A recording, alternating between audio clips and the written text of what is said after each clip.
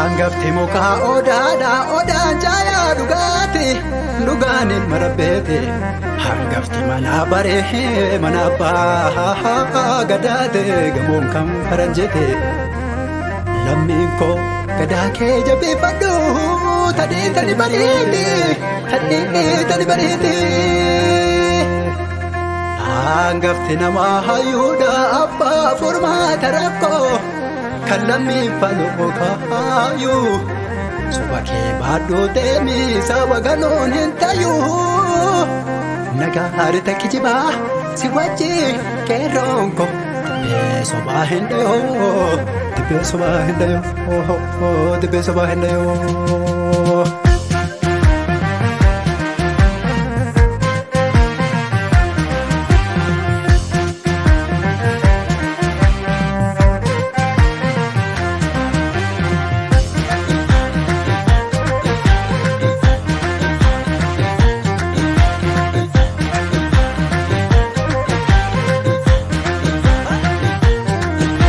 Osoo odaan jiru maal bargamoo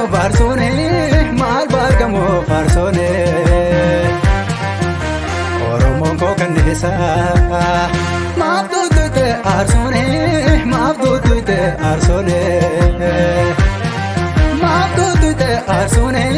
maaf duutuute aarsoone erga jalaa tuqamee mootiin abbaan kanneessa.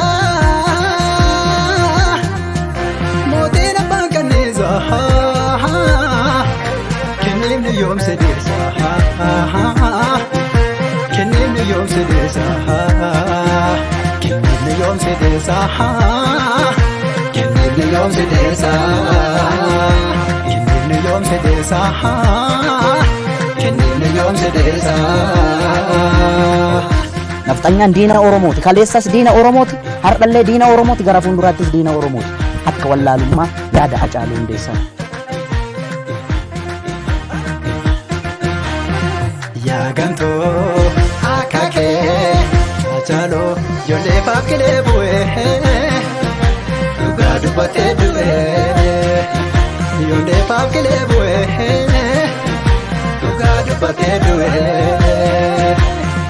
Eebbisaa Usmaayoon daadhiin koo Hacaaluu ijoollee faafkilee bu'ee dhugaa dubbatee du'ee.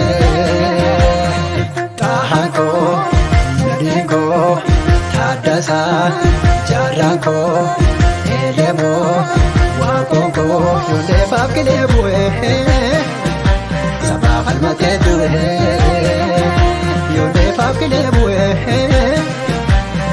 Falmatee du'ee anillee maafee faafkilee bu'aa dhugaa dubbadhee du'a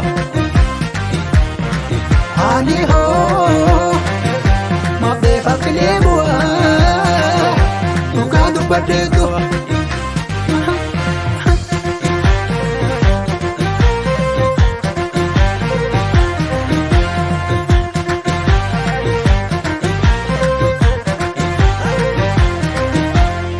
Martoon se yaasa nateen ta'ee odamaasa Hacaaluu maakeenu baasa Omoo koo maakeenu baasa Tahaa koo maakeenu baasa Godee koo maakeenu baasa Maakeenu baasa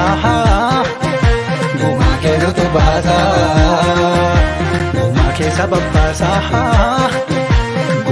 Como pasa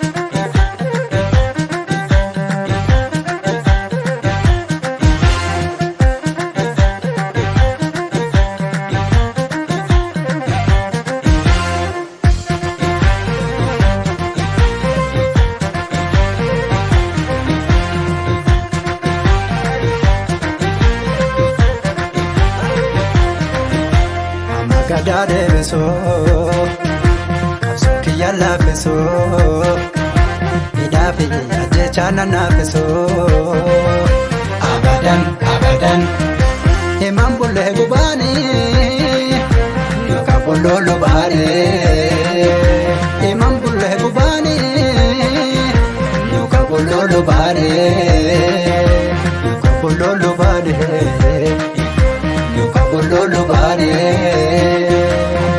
maamlo deettu dukaanii himata raabulaalee akkuma gaafa kaanee akkuma gaafa kaanee akkuma bara kaanee akkuma bara kaanee.